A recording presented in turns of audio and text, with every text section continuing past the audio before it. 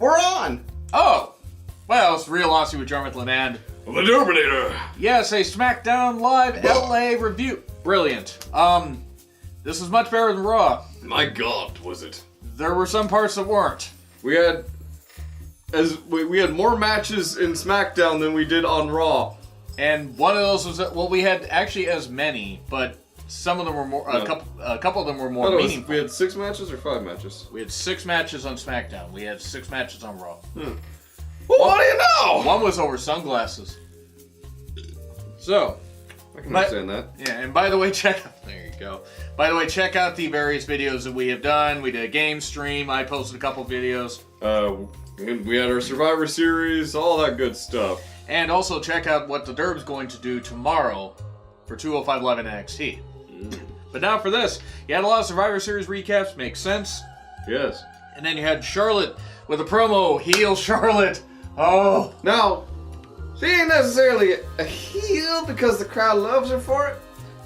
But the attitude, that is what she needs. An era of attitude, as you would. I would rather not. Yeah. Because somebody during the Attitude Era decided to take credit for discovering Charlotte at 14 years old. Oh, God. And the Russo bites unleashed. Whew. I don't care who you are. You word a tweet like that. That is, like, just creepy. I discovered this one at 14, bro. Not Ellsworth? Ugh. We I was 16. We may rant about Ellsworth should more stuff come out about this being legit. I'm sure he'll just need to take this one on the chin. We've not talked about the goddamn show yet. But no, Charlotte though being so focused and so goddamn focused. but she wasn't so focused that she lost any of the matches that she had. Yes. There we go. That's what Jeff Hardy needs to learn. We have Charlotte versus Billie Kay to begin. But first, Paige fined her $100,000 for laying her hands on the officials. Wasn't Brock Lesnar fined like $500? $500 for busting open Randy Orton and hitting Shane.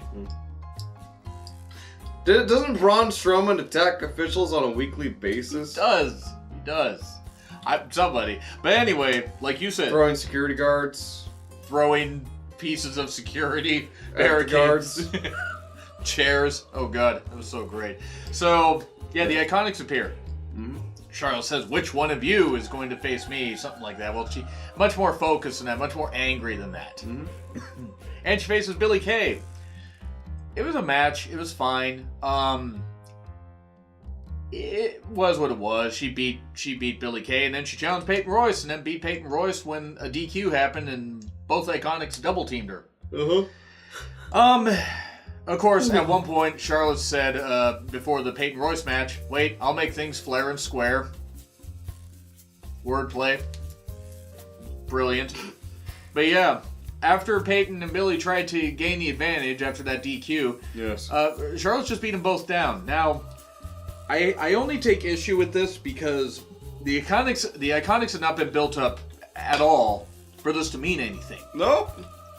And I'm not really happy with them being fed to Charlotte. I get it. You do want to establish Charlotte with this renewed edge because she had this renewed edge like a couple years ago before she turned face. Yeah. Beth is going to be confused by this renewed edge. How many faces are on SmackDown now? Not a lot.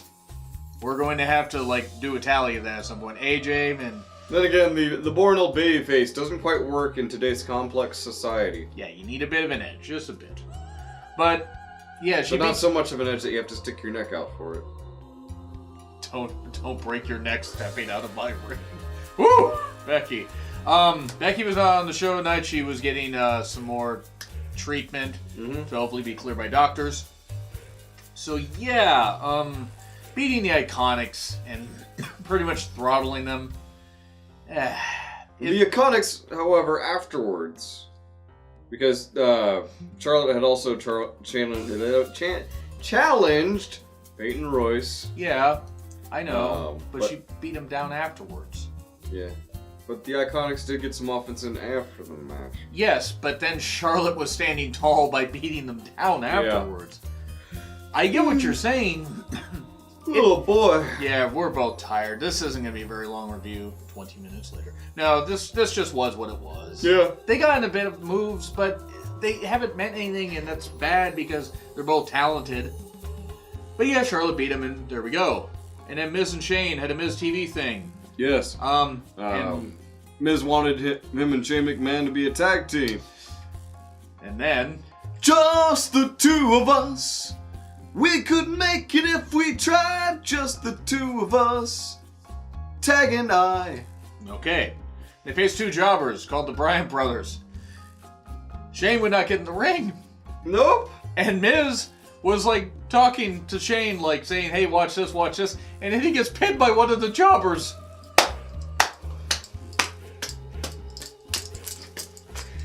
I don't know what this was. I don't know what that was either, but it was entertaining. About the same. Yeah, I don't know what they're doing. It was dumb but entertaining. It was. I mean, and I guess one of the jobbers is apparently like some popular indie wrestler in LA. That's great. Good that him and the other guy got on TV. So yeah, that was weird. Yup. Then we had New Pilgrim Day and the Gobbledy Truth. Then we had New Day versus Showbar in a feast fight. Okay, now look. It was a comedy match going into the holidays. I get it. But you got all these fires happening in California. People are losing their homes. Some people are starving. It's not like they have any theme music going, burn it down. True. They probably shouldn't have done that, even though the fans cheered it. But, I mean, I get... Maybe it's just kind of weird for me to not have a problem with what Dean said on Raw, even though I get it, but to have a problem with this. Because I'm like, that's wasting a lot of food. And, of course, Xavier watching Big E stroke his meat on camera. I mean, Vince McMahon probably looks at that as like, This is what poor people eat for Thanksgiving, right? He probably does do that. And I'm not faulting any of the performers. I just think it's like, one, I don't know. WWE just should have maybe not done this because these maybe not done the thing.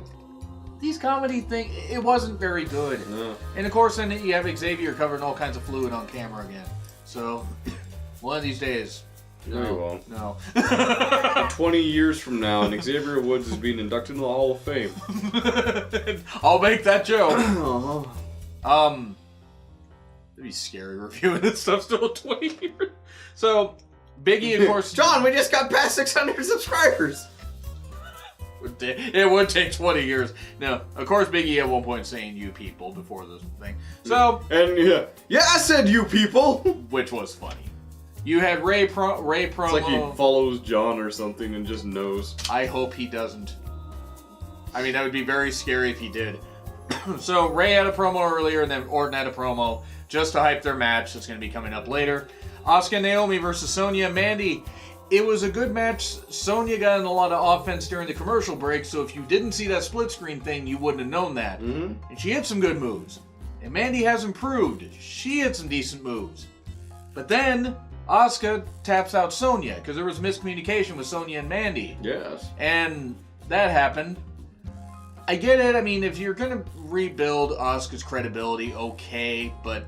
Why at the cost of Sonya Deville, who could be one of your next big stars? She could because you're obviously not using Naomi right, and Mandy Rose is Mandy Rose. Getting better, but she's not there yet. She would be a mid-carder if she was in the whole men's division.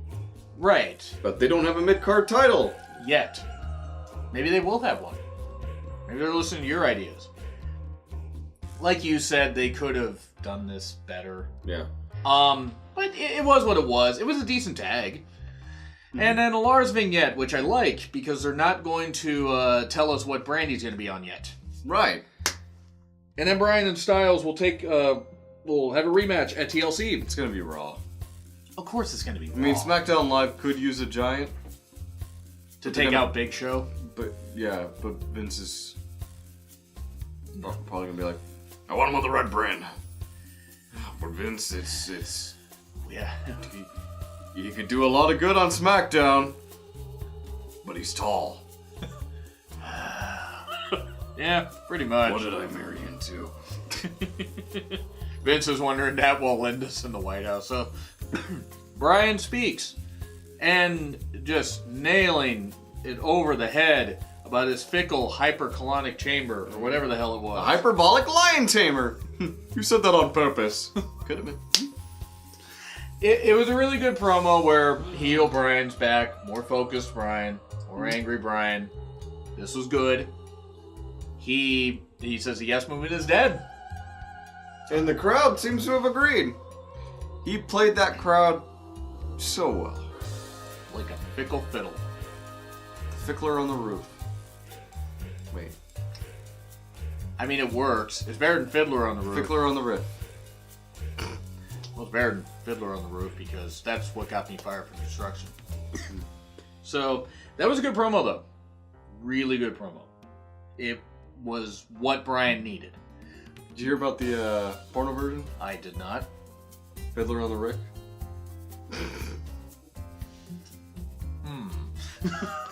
That happened. But what do you think? Good promo by Brian? Yeah, it was pretty good. I didn't maybe like him attacking the fans so much. I think it was a good idea. But, oh no, I get why he did it. Mm-hmm. Hopefully this doesn't backfire like it did with Becky. I don't think it's going to with Daniel. Yeah. The way he's... Yeah. Well, no. What's up, Doc? The way he's over Nice with Kevin the Dunn fans. impression. Yeah, which is what I did. Because Kevin Dunn could probably eat through 5 carrots just stacked on top. Actually, that's probably his fantasy. But anyway, moving on. Ray versus Orton finished us off. Gross. Bad segue there. Randy Orton carelessly tearing at the mask. Near the end of it, and it was completely incidental. Randy Orton actually tore off Rey Mysterio's mask. 2 RKOs, one on the floor, then one in the ring. He wins. Gets a chair. Puts it around his neck. Yeah. But as he's doing that, the mask comes off. Now Randy, being the consummate professional that he is, healed it up, grabbed the mask. The ref stepped in, they got a towel to cover up his face. But still. Thankfully, Rey Mysterio is the man of 1,000 masks. And it's great because Ray has never been unmasked in wrestling. No, never. WCW!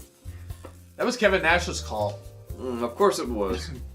Because he tears off masks like he tears his own quad. Mm. But anyway, that was B-. Yeah, B-. B- is fair grade. Pulls up there. Yep. Right around there. We are tired. We are going to end this review now. But this has been Real Honesty with Jonn Ritland and The Dominator. he'll be back for 205 Live and NXT. No NXT UK until they stop the 2 hours. Yes. And I will be back with some more New Japan coverage. Hey.